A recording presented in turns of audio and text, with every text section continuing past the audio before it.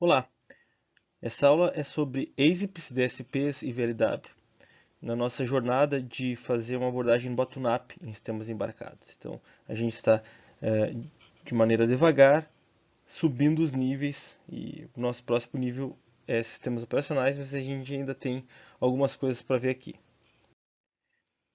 A gente já viu essa lâmina, lembrando da flexibilidade e de desempenho e de consumo de potência. Então, basicamente, quanto mais flexível a gente tem um componente de hardware, menor vai ser o desempenho e maior vai ser o consumo de potência. O que a gente vai ver aqui é um meio termo entre esses dois, que são processadores que ainda têm flexibilidade, mas eles têm partes deles que são, digamos, adaptadas, ou a gente gasta um pouco mais de hardware para que eles possam agir num nicho específico de maneira mais eficiente. Vamos falar do ASIP, que é Application Specific Instruction Set Processor, quer dizer, esse I aqui vem de Instruction Set, quer dizer que as instruções, a arquitetura dele é estendida, e obviamente que nós temos que ter o suporte de hardware para isso, certo? Então nós temos o processador, ele tem um suporte hardware adicional para instruções que são feitas para um determinado nicho de aplicação. E aqui tem uma outra figurinha que fala basicamente a mesma coisa da anterior. Nós temos uma CPU que é totalmente programável e nós temos um processador de aplicação específica. E aqui nós temos o que mais ou menos a gente vai ver hoje, que tem a ver com DSPs e ASIPs, que são programáveis, mas que de alguma maneira são otimizados para um nicho, para um domínio específico. Domínio também é uma palavra muito utilizada, domínio específico. Então, como é que a gente projeta uma aplicação de domínio específico, um processador de domínio específico? A gente tem que pegar uma aplicação e nós temos que explorar as características, certo? Então, por exemplo, o MPEG-2, a gente sabe que tem DCT no MPEG-2. Então, como é que a gente modifica o processador ou estende o processador de maneira que ele execute os kernels, os núcleos, que são, computacionalmente falando, mais intensivos de uma aplicação. Então, esse é o segredo, vocês entendem? Obviamente que nem toda aplicação ela pode ter esses núcleos, a gente consegue distinguir esses núcleos muito bem, mas várias a gente consegue. Então, olha só, puxa vida, eu estou sempre executando um código, que aqui está em azul. Como é que eu consigo, de alguma maneira, modificar o processador para otimizar partes do código que são características de uma aplicação, ou não apenas de uma aplicação, de um nicho inteiro, porque, por exemplo, não é só o MPEG-2 que usa DCT, tem um nicho todo de processamento de sinais que usa DCT. Então, não apenas uma aplicação, mas um conjunto de aplicações, não só o MPEG-2, por exemplo, que caracterizem um nicho no qual eu posso encontrar um subset de instruções que são encontradas dentro desses núcleos nos quais eu posso otimizar. Então esse é o segredo. Como é que é feito o projeto? O projeto ele começa com uma aplicação e ele começa com um modelo de processador. Nós temos a geração de código dessa aplicação e nós temos o design do processador que vai executar a aplicação. E o que vai acontecendo, gente? A gente vai adicionando características de hardware até que a gente consiga ter um desempenho satisfatório. Beleza, agora eu coloquei um suporte para fazer filtro, eu coloquei um multiplica acumula.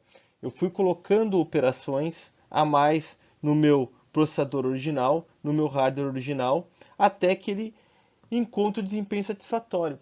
Professor, o que é desempenho satisfatório? Depende. Se eu estou, por exemplo, fazendo um decodificador de vídeo, eu sei que aquele meu processador, que é de propósito geral, programável, mas de aplicação específica, ele tem que ter uma certa taxa de decodificação de frames por segundo para ser competitivo.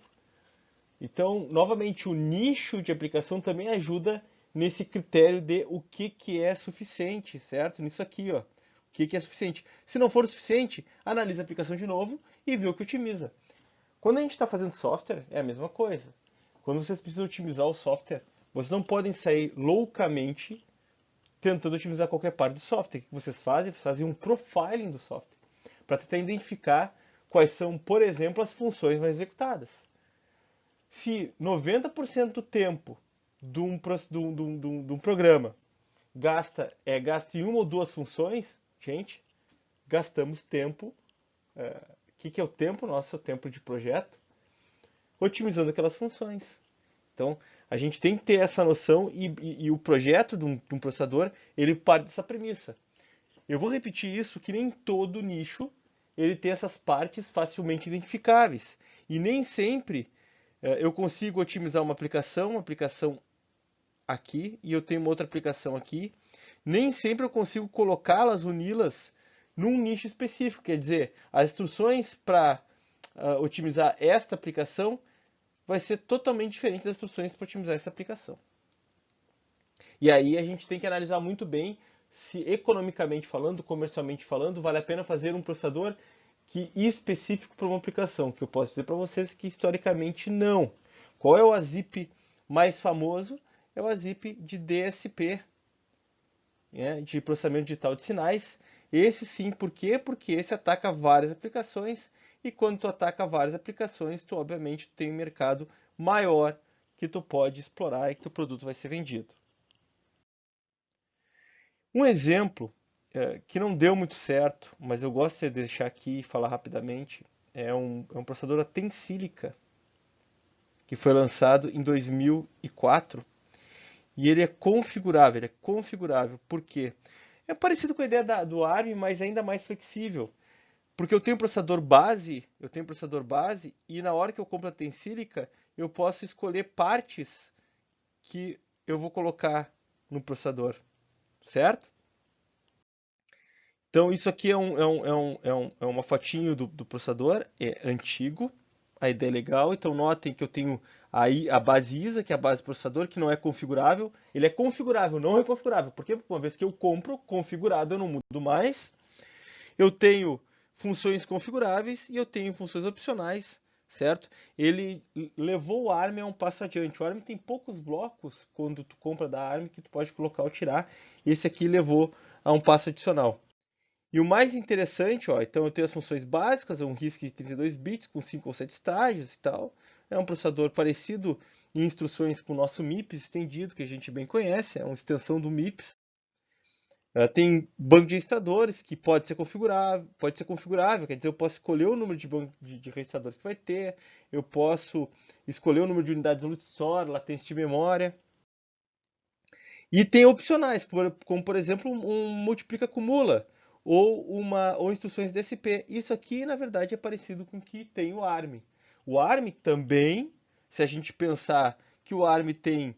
O que nós temos o ARM? Vamos lembrar, para executar Java, para Neon, que é Single Instruction Multiple Data. Nós temos para segurança. O ARM, queira ou não, ele oferece funções opcionais que o caracterizam de certa forma como um processador, um ASIC. O mais legal da Tensilica na época, entretanto, a grande diferenciação era isso aqui, que era uma linguagem de descrição de instruções. Digamos, uma linguagem de descrição de hardware modificada que tu mandava para a Tensilica aquilo lá, certo? E a Tensilica gerava aquele hardware e uma instrução para aquele hardware, para tu poderes usar. Então, o usuário tinha flexibilidade de fazer seu próprio ASIP. Então, eu não tenho um ASIP, eu realmente preciso, digamos, otimizar uma aplicação. O meu processador ainda precisa ser programável. Por que o meu processador precisa ser programável? Porque ele vai executar outras coisas. Mas eu quero executar uma coisa específica melhor do que um processador regular de propósito geral. Então, o que eu faço? Eu faço a minha própria instrução para otimizar aquela aplicação, aquele conjunto de aplicações que eu quero e que eu não acho no mercado, eu não acho processador no mercado para comprar. Isso aqui é um exemplo da linguagem deles. de como eu faço uma instrução nova e como é que eu defino uma instrução nova no processador. Tá? Então, não é tão low level quanto uma linguagem de instrução de hardware, não é tão high level como uma linguagem que a gente está acostumado a programar como C. E o legal disso, e agora o legal de mostrar essa figura aqui, é só para vocês verem como que é interessante, como isso realmente funciona. Então, quando eu tenho o base é o processador que não implementa o Tensilic Instruction Extension, quer dizer, não existe nenhuma instrução para otimizar aquele programa, que é o meu base, é o 1. Quando eu uso essa extensão para implementar instruções para melhorar a execução do FIR, do JPEG, desse decoding, desse motion estimation, do DES, que é de criptografia, olha só, gente. O speedup que eu tenho, o 10, chega a ser 55 vezes com só 4.500 gates a mais.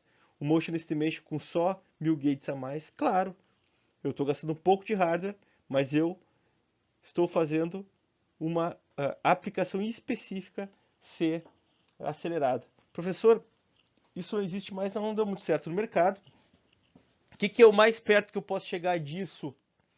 Como é que eu não é um DSP que eu quero, eu tenho uma aplicação específica, eu quero manter a programabilidade do meu processador, eu quero usar um processador pós-geral, mas eu também quero ter suporte ali de um negócio que vai executar mais rápido. Vocês podem usar hoje várias placas, processadores FPGA, placas FPGA, e dentro de um FPGA a gente tem hardcores, como eu já falei na aula. Então eu tenho um FPGA, dentro do FPGA eu tenho processadores que podem ser programados, tem um processador aqui dentro, e ao redor eu tenho meu FPGA. Claro que daí vocês vão ter que utilizar uma linguagem VHDL de hardware e para fazer a instrução específica de vocês, para fazer, por exemplo, uma instrução específica para o JPEG decodificar mais rapidamente. Mas essa é a alternativa mais perto que vocês têm parecido com isso. A Xilinx também tem algumas outras alternativas para deixar essa programação e esse meio de campo, por assim dizer, mais fácil, como a Pink, que mistura Python junto com o FPGA. Vocês podem procurar. Ela usa uma placa Zinc e um suporte de software com Python e chama de Pink. Então, isso novamente é meio, não é exatamente um side project na Xilinx, mas é um projeto que a Xilinx tem que está aí e é uma preocupação que a Xilinx tem de facilitar a programação para o usuário, certo? Então, novamente, esse tipo de coisa que a gente não acha no mercado, não deu muito certo, mas é para mostrar para vocês essa figura ali interessante, para mostrar para vocês que de uma maneira relativamente barata, com poucos gates eu consigo realmente um desempenho muito grande. Novamente, para fazer isso, hoje no mercado é comprar uma placa barata de FPGA, uma plaquinha barata de FPGA que tem um processador ali dentro, um ARM, por exemplo, normal a gente achar, e tem um rodeado de LUTs, lookup tables e roteamento que a gente pode programar, mas aí tem que saber VHDL e Verilog, não tem muito segredo. Essa aqui é a segunda versão, só por curiosidade. Então aqui vocês veem, ele tem ainda mais coisas configuráveis, mais coisas opcionais ou opcionais e configuráveis. Muitas coisas definidas pelo usuário. Enfim, isso aqui é a nova versão do Extensa da Tensilica. A Tensilica foi adquirida pela Cadence, que é uma grande empresa que é conhecida por fazer ferramentas para Intel, AMD, essas grandes empresas usam ferramentas da Cadence. E a Tensilica foi adquirida pela Cadence e continua lá, eles continuam, a família do Extensa continua sendo desenvolvida. A última versão do Extensa é o LX7, como eu falei para vocês, apesar dele existir, ele não fez muito sucesso no mercado, ele é só encontrado em realmente ramos muito específicos. Eles vendem a Tensilica basicamente como um IP. Então, ele é configurável, eles vendem como IP e tu pode, por exemplo, mandar fabricar esse IP. Dito isso, vamos falar de um tipo de ASIC que é o mais famoso de todos, que é o DSP. E o DSP, onde é que a gente pode aplicar processadores DSP? Por que eles são utilizados? Gente, MPEG, MP3, câmeras digitais, wireless, sequenciador de voz, de imagem, redes. O que eu preciso para um DSP? Velocidade, baixa potência. E aqui, por exemplo, nesse link, vocês podem inclusive achar a estimativa de consumo de potência de processadores de DSP da Texas. Isso aqui é só um exemplo para mostrar para vocês que a gente tem uma gama enorme de DSPs. DSPs estão aí há muito tempo e alguns são bem famosos. Tem muitas empresas que ainda usam muitos DSPs, principalmente porque é legado. Os engenheiros sabem usar, é muito utilizado para certas aplicações. Novamente, o DSP deu certo, porque eu realmente consigo reunir características de várias aplicações de processamento digital de sinais que podem ser otimizadas. Então, com uma instrução implementada num DSP, o que é um DSP? Um processador de propósito geral programável, que é estendido com instruções para fazer processamento de sinais de maneira mais eficiente. E eu tenho instruções que realmente são que melhora uma gama muito grande de aplicações. Aqui é só um exemplo. Eu tenho Texas Instruments, eu tenho Motorola, AT&T, e eu tenho vários sabores, 32 bits, 16 bits. Então, novamente, isso aqui é curiosidade. Essas próximas lâminas eu vou passar relativamente rápido. O que eu tenho de características arquiteturais da Space? A gente vê em ORGB também. Eu tenho um caminho de dados que geralmente tem multiplica acumula, que é mais eficiente. Eu posso ter múltiplos barramentos de memória. Por quê? Porque como o DSP ele é feito para processamento digital de sinais e isso se caracteriza muito com um acesso sequencial. Eu, por exemplo, ter dois acessos simultâneos a duas memórias de dados separadas faz sentido. Eu tenho modos de endereçamento especializados para esse tipo de processamento. E eu tenho algumas coisas como Zero Overhead Loop, quer dizer, ao invés de ter o loop incrementar e comparar, eu tenho uma instrução específica para o processador que faz N vezes loop, com o suporte todo em hardware. E eu tenho, como falei, o multiplica acumula. Outro exemplo do que DSP tem é a aritmética de overflow. Por exemplo, o que é aritmética de overflow? Eu saturo. Imaginem que dando um exemplo bem genérico, eu estou aumentando o contraste de um pixel, ele vai ficando muito preto, muito preto, muito preto, lá no background. O que acontece quando ele chega lá em FF, FF, FF?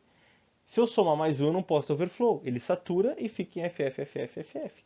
Então isso é uma coisa muito típica de filtros, por exemplo, filtro de imagem, e esse tipo de coisa, o processador é modificado para isso. Se eu coloco isso no meu Core 7, se eu somo 1 com tudo FF, vai dar overflow, você sabe muito bem, e vai voltar para zero, certo? Isso aqui é um exemplo, o FIR. Então, executar um FIR, para cada TEP do FIR eu preciso de duas buscas de dados, uma multiplicação e acumular, que basicamente é uma soma, certo? Então o objetivo é, por exemplo, um TEP é um ciclo de instrução DSP. Isso aqui é um TEP, certo? Então, isso aqui é um FIR, quer dizer, eu tenho os pesos e eu tenho um multiplica acumula aqui, que eu passo para o próximo. Então, isso aqui realmente é muito comum de ser utilizado. Ele é matematicamente definido por essa equação. Isso aqui é curiosidade, eu só estou mostrando para vocês a estrutura do FIR. Então vocês notem como faz sentido fazer o multiplica acumula, que é pegar o valor, multiplicar e somar com o outro que vem antes. Então multiplica, acumula, somei, certo? E isso facilita enormemente, melhora enormemente o desempenho desse tipo de processamento. Se eu quero fazer isso no Core 7, eu tenho que multiplicar, guardar no registrador, ler o registrador e somar com o valor que estava guardado antes. Aqui não, aqui eu multiplico e logo depois eu acumulo. Isso aqui é um exemplo, olha só.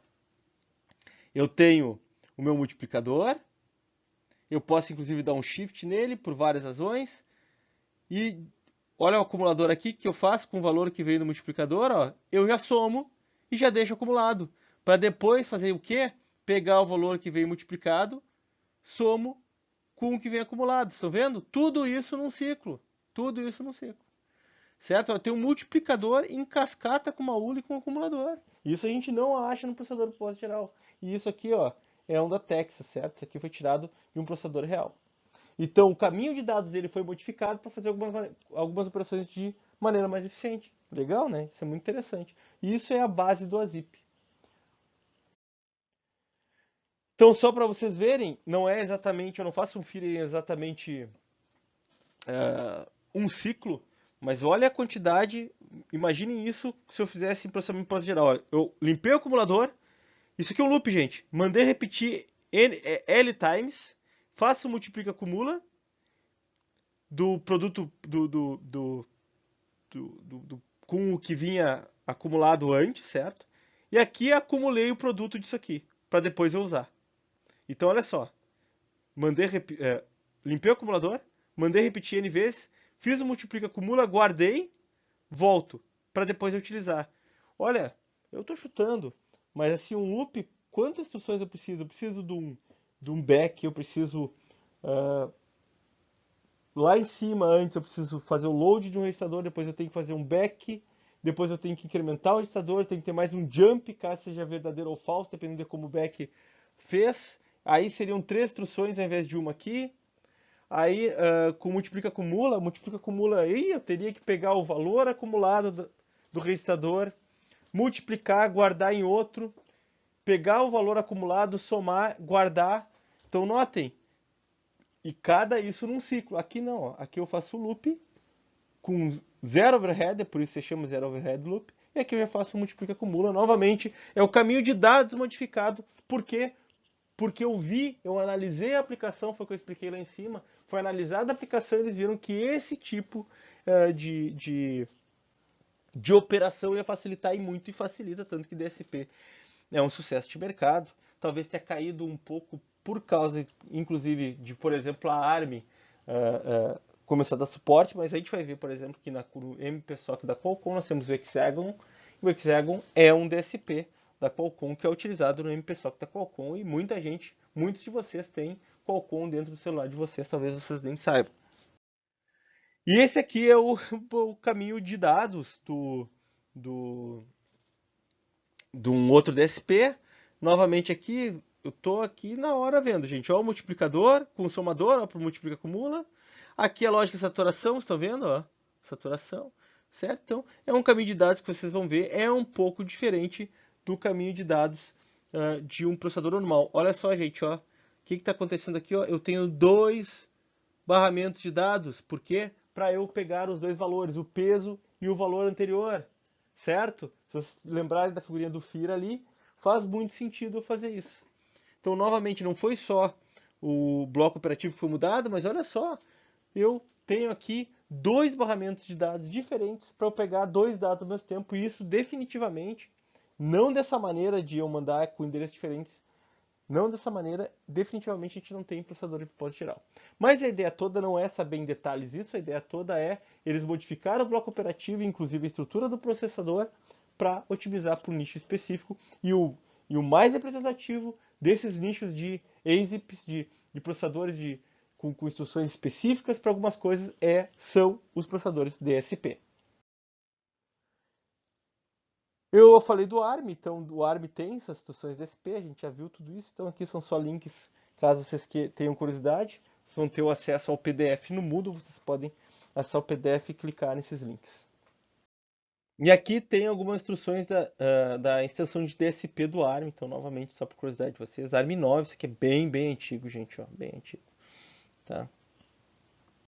Aqui é uma comparação entre o ARM que não tem extensões DSP e o que tem. É legal isso aqui para ver para corroborar com aquele outro gráfico que a gente tinha mostrado na hora da tensílica. Então olha só, ciclos por elemento. Então eles operam em um elemento, é que quantos ciclos eu levo por elemento. Notem que, como ele fala, que a média de ganho é 2 vezes. E notem que o hardware se paga. Quando eu estou atacando um nicho específico, eu tenho novamente várias operações que se beneficiam daquele nicho, o hardware tranquilamente se paga. E aí nós temos o neon da ARM, que também, de alguma maneira, pode ser mostrado como uma coisa mais específica, certo? Para processamento digital de sinais. Isso aqui é só um exemplo de um FIR feito com neon. Aqui é o programador que ele manualmente deu um unrolled no FEAR para transformar, para ajudar o compilador, digamos assim, a transformar em Neon. E aqui usando intrinsics. Usando intrinsics. Gente, intrinsics é basicamente o programador falando, use Neon. Professor, mas o compilador, ele não é esperto o suficiente, ele é. Mas tu falares com especialista, tu vai ver que tem várias construções que ou o compilador não vai vetorizar tão bem quanto o compilador não vai vetorizar tão bem quanto um programador iria vetorizar. Tem algumas construções que são mais difíceis para o compilador detectar certos patterns, padrões que ele tem que detectar para vetorizar. Então, o programador experiente ele tem que saber como é que funciona, ele tem que saber como construir o código, inclusive para facilitar a vida do compilador. Isso é muito interessante. Ok, professor, eu não quero saber usar intrinsics aqui para tirar proveito do Neon. Mas, de alguma maneira, isso aqui nem programar em GPU, gente. Vocês têm que saber como é que funciona por dentro para, no mínimo, gerar um código que seja mais palpável, mais otimizável quando for feita uma geração automática. Estamos entendidos? É o que eu estou falando. Hoje o gap entre microarquitetura e programador, por incrível que pareça, ele aumenta quando a gente usa linguagens de alto nível, como Python, mas quando a gente fala de coisas para otimizar a computação como GPU, DSP, Single Discrete Multiple Data, ele traz o programador muito perto do hardware como nunca se viu antigamente, porque antigamente não tinha isso. Eu não tinha processadores com Single Discrete Multiple Data, eu não tinha GPU para executar, eu não tinha um DSP lá do lado para eu mandar minha computação para o DSP. Então isso é um paradigma muito interessante. E a maior abstração que as linguagens oferecem não consegue nos entregar o suporte de baixo nível que a gente precisa. Então, quando a gente tem que usar esse tipo de coisa, a gente volta para o nosso amigo C, por exemplo. Então, gente, isso é muito interessante. E, novamente, não existe uma solução fácil e não existe uma solução automática. Por quê? Porque a semântica de transformação e de uso de código ela é muito complicada. E quanto mais for complexa a semântica, mais difícil ter uma ferramenta que vai fazer uma transformação de código automática ou, quando faz uma transformação de código automática, fazer uma transformação eficiente ou tão eficiente quanto se um programador o fizesse. Responsabilidade de programador. Você é o responsável. Vamos falar agora de VLW, que vem de Very Long Instruction Word. Também a gente já viu em ORGB, então vou passar rapidamente. E a gente encontra alguns processadores VLW hoje ainda. Então é interessante ao menos serem citados aqui na cadeira. Como eu acabei de comentar, VLW vem de Very Long Instruction Word. Basicamente são máquinas que exploram paralelismo no nível de instruções. Quer dizer, eu tenho duas instruções que são independentes entre si. Essa não depende dessa. A gente traz essa instrução aqui para ser executada em paralelo com essa. O superescalar também faz isso, mas a diferença é que o superescalar faz isso em tempo de execução. Ele analisa quais instruções que são independentes e manda eles em tempo de execução serem executados independentemente. O VLW não, quem faz isso é o compilador. E é por isso que se chama VLW, Very Long Instruction Word. Por quê? Porque eu tenho um palavrão, e o palavrão tem instruções diferentes dentro desse palavrão que o compilador já viu que são independentes entre si e, portanto, podem ser executados em paralelo. Qual é a grande vantagem disso? O processador, a implementação do processador, fica mais simples, porque eu não preciso gastar hardware verificando se as instruções são independentes ou não. Isso realmente é muito eficiente. Então, aqui tem uma figurinha que mostra bem como é que funciona o VLW. O compilador já entrega ao processador as instruções em paralelo. Ó. No superescalar, o compilador ele envia um programa que tem instruções sequenciais e aí o scheduler ele vai ser responsável por verificar quais instruções podem ser executadas em paralelo e mandar para as unidades funcionais ou unidades de execução. Então, nosso x86, nosso Core 7 da Intel, eles são todos superescalares. Por quê? Porque eu mantenho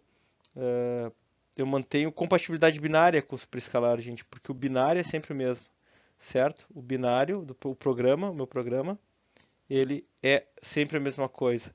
Então eu peguei meu programa aqui, e agora eu tenho um superescalar, e aí eu atualizei meu superescalar, agora meu superescalar ele pode executar mais instruções em paralelo. Eu continuo usando o mesmo programa, porque o programa que foi gerado pelo compilador é o mesmo. No VLW não, no VLW é um pouco mais complicado. O VLW ele já gera o programa com as instruções paralisadas. Então, se eu tenho um VLW novo, eu provavelmente vou ter que recompilar aquele meu programa e isso impede várias coisas. Só para vocês terem uma ideia da complexidade que o VLW salva, esse aqui é o MIPS R10000, que é um processador superescalar. E se vocês verem, ele tem tudo isso aqui, basicamente, envolve lógica de controle para executar instruções em paralelo. Register renaming, o address queue, integer queue, float point queue, graduation unit, tudo isso aqui é um assunto de arquiteturas avançadas, na verdade, mas custa extremamente caro. Notem que o bloco operativo dos inteiros, ele ocupa menos área do que toda a parte de controle. Bom, não, podemos ir mais longe. Ó. O bloco operativo de inteiro, de ponto flutuante e o multiplicador, olha como o multiplicador é grande, ocupam menos espaço do que toda essa parte de controle. Claro que a gente não poderia basicamente tirar tudo isso se não fosse processador superescalar, mas muito disso a gente conseguiria tirar sim.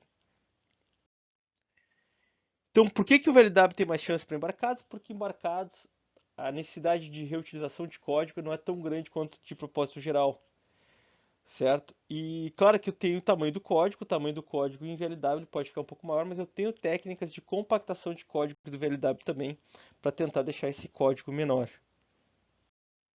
Aqui tem alguns exemplos de VLW, da Texas, que é um DSP, da Philips, da Fujitsu, e também tem o Hexagon da Qualcomm, que eu falei, que também usa VLW com DSP, da mesma maneira que esse da Texas aqui.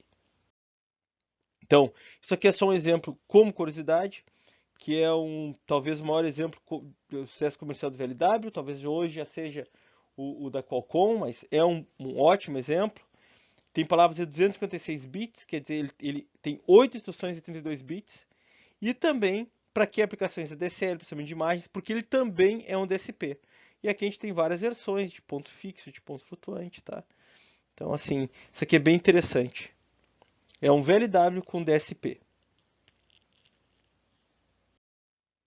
Só para vocês terem uma ideia, isso aqui é um exemplo de um código. Então, eu recebo vetor, eu tenho um N aqui, que é o meu limite do meu loop. E eu vou simplesmente somar o ADI com BDI e colocar em CDI. Então, isso aqui seria o código MIPS para fazer isso aqui. Então, notem que eu tenho que para cada tá aqui a soma, eu tenho que pegar o valor para cada um dos operandos que estão dentro de cada índice de vetor, cada posição do vetor. E esse aqui é o código VLW que expõe o paralelismo e basicamente, eu não vou entrar em detalhes aqui, mas ele consegue fazer operações de interações de loops diferentes. A gente vê isso um pouco em ORGB, mas o importante, o recado disso aqui é vocês verem que é um código que não está até bem paralisável. Ó, o slot 3 aqui da instrução, isso aqui tudo é uma instrução, gente. Ó. Isso aqui é uma instrução, certo? Isso é uma instrução. Isso é outra instrução. Então, é isso que o compilador vai gerar. Então, note que até nem tem tanto paralelismo, porque às vezes eu não tenho paralelismo suficiente e os meus slots ficam vazios. E geralmente eu tenho limites também. Não é em todos os slots que eu posso fazer uma soma. Então, eu estou chutando aqui, por exemplo, nesse slot que eu posso fazer soma. Assim, na verdade, olha só. E operação de memória só é feito nesse slot aqui, nesse slot aqui. Então, se eu tenho, digamos, uma outra operação de memória para fazer aqui, e esse slot não permite fazer operação de memória, eu não consigo colocar a operação de memória aqui. Então, eles têm uma certa rigidez, digamos assim, em quais instruções eu posso alocar em cada slot, porque se eu eu tenho uma flexibilidade total, obviamente que a implementação de hardware começa a ficar mais cara. Então, tem todo um custo-benefício que é analisado em projeto aqui. Só vocês terem aqui o NXP, uma spin-off da Philips, que também tem processadores Media Processors, que são VLW, e aqui vocês podem entrar nesse link e ver. Então, novamente, você tem que saber que esse tipo de coisa existe, não vão reinventar a roda. Se vocês chegarem um dia em um emprego numa empresa qualquer e vocês terem que fazer alguma execução deste tipo. Gente, nós temos muita coisa pronta no mercado, muita coisa que é muito utilizada. Vocês não vão pegar um processador ARM de propósito geral, sem extensão DSP nenhuma, e tentar executar um negócio que é executado de maneira muito mais eficiente num DSP que já tem todo o ferramental para ser executado em DSP, certo? Como existe já um grande tempo de desenvolvimento desse tipo de processador, o framework de desenvolvimento deles também é bem razoável. E assim acaba a aula sobre ASICs, DSPs e VLW. Depois tem material adicional caso vocês quiserem consultar.